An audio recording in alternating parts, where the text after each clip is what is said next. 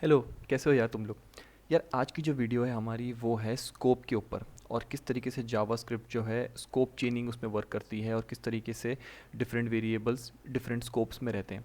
ये एक बहुत ही इंपॉर्टेंट कॉन्सेप्ट है, क्योंकि ये कॉन्सेप्ट हमें इनेबल करेगा कि हम एडवांस कॉन्सेप्ट लाइक क्लोजर्स जो है उनको अच्छे से समझ सकें। तो without any further ado let's move towards the code. अगर मैं इसकी कोड एग्जांपल दूँ सिंपल सी, तो लेट सपोज हमारे पास एक वेरिएबल है where A is equal to 10। ठीक है ना, और हमारे पास एक फंक्शन है बी, और ठीक है एक फंक्शन है हमारे पास। अब मैं इस फंक्शन को यहाँ पर इन्वोक कर देता हूँ। Now if I try to access this A inside that function B, let say मैं कंसोल डॉट लॉग करता हूँ ए, तो क्या मुझे ये ए बी इस फंक्शन बी के अंदर मिल जाएगा? Let's see. पहले हम समझते हैं कि इसके पीछे कोड वर्क कैसे करेगा।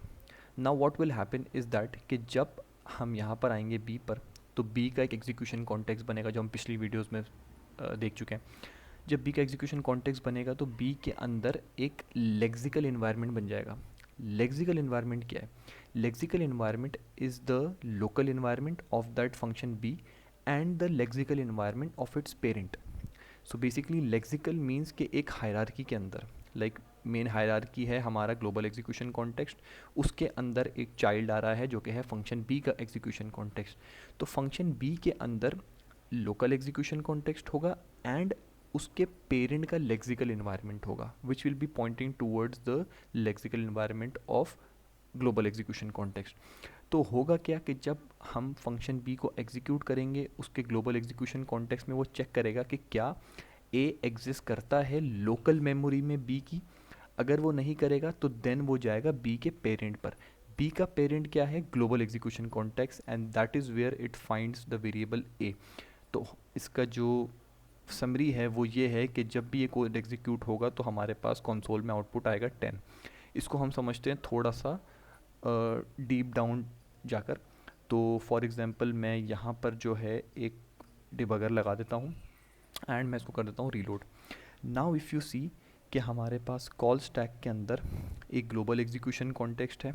ठीक है, और इस ग्लोबल एग्जीक्यूशन कॉन्टेक्स्ट के अंदर हमारे पास ग्लोबल स्कोप मौजूद है, और इस ग्लोबल स्कोप के अंदर हमारे पास वेरिएबल ए मौजूद है जिसको वैल्यू असाइन हो चुकी है 10। अब हम जब मैं बी के अंदर जाऊंगा, यहाँ पर जहाँ पे मैंने ब्रेक लगाया हुआ है, तो यहाँ पर आप देखेंगे एक है लोकल एग्जीक्यूशन कॉन्टेक्स्ट जिसकी हमने बात की थी, जिसके अंदर दिस का कीवर्ड है। इसको भी हम डिटेल में डिस्कस करेंगे किसी अलग वीडियो में, लेकिन फ़िलहाल ये है कि जो लोकल एग्जीक्यूशन कॉन्टेक्स्ट है उसके पास दिस का एक्सेस है एंड उसके पेरेंट का, उसका पेरेंट क्या था? Global execution context. And that is how we can access A inside the function B. ठीक है ना।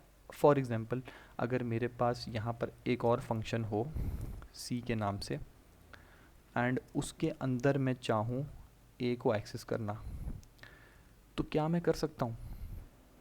Let's see. यस, मैं स्टिल बी को ए को एक्सेस कर सकता हूँ। अच्छा, मुझे यहाँ पे सी को कॉल करना पड़ेगा, डिबगर रिमूव करके विल सी। यस, तो still I can access A inside the function see. क्यों? क्योंकि जैसे मैंने बताया कि सी का जो फंक्शन है उसका जो एग्जीक्यूशन कॉन्टेक्स्ट है वो पहले चेक करेगा लोकल एग्जीक्यूशन कॉन्टेक्स्ट में विच इज़ सी। जब उसको उसके अंदर नहीं मिलेगा वेरिएबल ए, तो वो जाएगा अपने पेरेंट के लेक्सिकल इन्वायरमेंट में which is the function B. और जब उसको वहाँ भी नहीं मिलेगा तो फिर वो जाएगा अपने पेरेंट के जो कि है ग्लोबल एग्जीक्यूशन कॉन्टेक्स्ट, एंड वहाँ पर उसको ए मिल जाएगा। ठीक है, तो अगर मैं इसको वापस से आपको डिबगर लगा कर दिखाऊँ यहाँ पर, and if I reload it, तो यू विल सी दैट जब हम इसमें हैं तो हमारे पास ग्लोबल एग्जीक्यूशन कॉन्टेक्स्ट है सिर्फ। जब हम सी बी के अंदर हैं तो हमारे पास बी का लोकल है एंड ग्लोबल एग्जीक्यूशन कॉन्टेक्स्ट है। और अब जब हम आते हैं सी के अंदर, तो सी के अंदर हमारे पास सी का लोकल एग्जीक्यूशन कॉन्टेक्स्ट भी है और हमारे पास ग्लोबल एग्जीक्यूशन कॉन्टेक्स्ट भी मौजूद है। And that is how scope चेनिंग works. ठीक है, अगर इसकी मैं थोड़ी सी विजुअल रिप्रेजेंटेशन दूँ आपको, तो बेसिकली जब फॉर एग्जांपल ये हमारा कॉल स्टैक है। ठीक है, और इस कॉल स्टैक के अंदर पहले हमारे पास एक ग्लोबल एग्जीक्यूशन कॉन्टेक्स्ट आ जाता है। ठीक है, इस ग्लोबल एग्जीक्यूशन कॉन्टेक्स्ट के अंदर हमारे पास हमने पढ़ा था कि मेमोरी होती है और कोड होता है।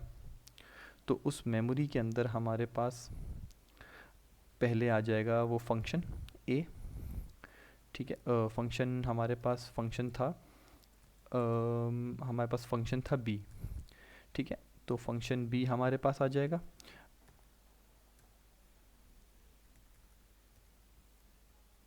फंक्शन बी हमारे पास आ गया एंड हमारे पास वेरिएबल आ जाएगा ए।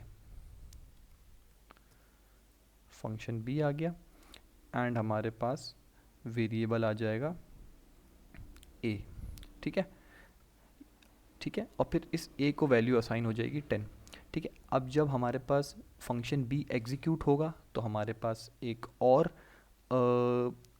एग्जीक्यूशन कॉन्टेक्स्ट क्रिएट हो जाएगा जो कि होगा बी का, ठीक है। इसके अंदर अगेन हमारे पास दो होंगे, एक होगा मेमोरी का और एक होगा कोड का।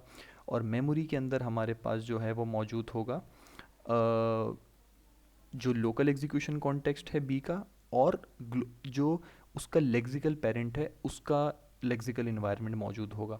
तो बेसिकली हमारे पास, मैं इसको एक डिफरेंट कलर से मैं पॉइंट कर देता हूँ, तो यहाँ पर हमारे पास लेक्सिकल इन्वायरमेंट होगा ग्लोबल एग्जीक्यूशन कॉन्टेक्स्ट का, ठीक है। उसके बाद जब सी एग्जीक्यूट होगा तो सेम हमारे पास जब सी एग्जीक्यूट होगा तो उसका एक एग्जीक्यूशन कॉन्टेक्स्ट बन जाएगा, और उसके अंदर भी हमारे पास दो चीज़ें होंगी, एक तो उसकी लोकल मेमोरी और हमारे पास होगा एग्जीक्यूशन कॉन्टेक्स्ट जो कि है उसके पेरेंट का, ठीक है। तो ये पॉइंट कर रहा होगा इसको और ये पॉइंट कर रहा होगा इसके लेक्सिकल इन्वायरमेंट को, और इसके अंदर एक लेक्सिकल इन्वायरमेंट होगा जो कि पॉइंट कर रहा होगा नल को। नल को क्यों पॉइंट कर रहा हो? क्योंकि इसका कोई पेरेंट ही नहीं है and that is why it will be pointing towards null, ठीक है। So this is how the scope chaining and global execution context work in its case, ठीक है। अब अगर मैं वापस जाता हूँ अपने कोड की तरफ, ठीक है ना, तो अब क्या होगा, फॉर एग्ज़ाम्पल अगर मैं इसको उल्टा कर दूँ, फॉर एग्ज़ाम्पल मैंने यहाँ पर वैर ए कर दिया, सॉरी वैर ए इज़ इक्वल टू 10 मैंने यहाँ पर कर दिया, और जो है मैं उसको एक्सेस करना चाह रहा हूँ आउटसाइड द फंक्शन, ठीक है। इस केस में क्या होना चाहिए, लेट्स सी। इस केस में हमारे पास एक एरर आ गया, ए इज़ नॉट डिफाइंड। ऐसा क्यों हुआ, लेट्स सी।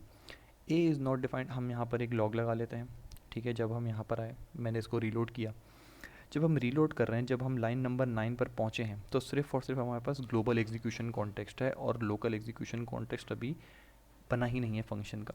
तो जब हम यहाँ पर जाते हैं तो जो ये वाला एग्जीक्यूशन कॉन्टेक्स्ट है इसके अंदर सिर्फ ग्लोबल का एक्सेस है एंड ग्लोबल में ए नाम की कोई चीज़ ही नहीं है। इससे हमें क्या पता चला, इससे हमें ये पता चला कि जो वेरिएबल्स हैं वो अपने स्कोप के बाहर एक्सेस नहीं कर सकते, लेकिन अगर वो अपने स्कोप के अंदर हैं, एक हायरार्की में हैं, then they can be accessed. Similar thing is for let and const variable. तो अगर हम लेट एंड कॉन्स्ट वेरिएबल भी यूज़ कर रहे होंगे तो उनके भी सिमिलर कॉन्सेप्ट्स होंगे, but basically this was all about scope chaining and glob and execution context जो डिफरेंट क्रिएट होते हैं and how lexical environment comes in to play, ठीक है ना। और ये वीडियो जो है ये हमें हेल्प आउट करेगी क्लोजर्स को समझने में, जो कि एक बहुत ही इम्पोर्टेंट कॉन्सेप्ट है इंटरव्यूज़ को नज़र में रखते हुए। तो इस वीडियो को हम यहीं तक लिमिट करते हैं एंड हम नेक्स्ट वीडियो में जाकर समझेंगे कि स्कोप किस तरह, क्लोजर किस तरीके से काम करते हैं and how it makes JavaScript so powerful. So stay tuned and अगर इस वीडियो से कुछ नया सीखने को मिला हो तो do subscribe to the channel and share it with your connections so that everybody can learn this concept and crack their interviews. So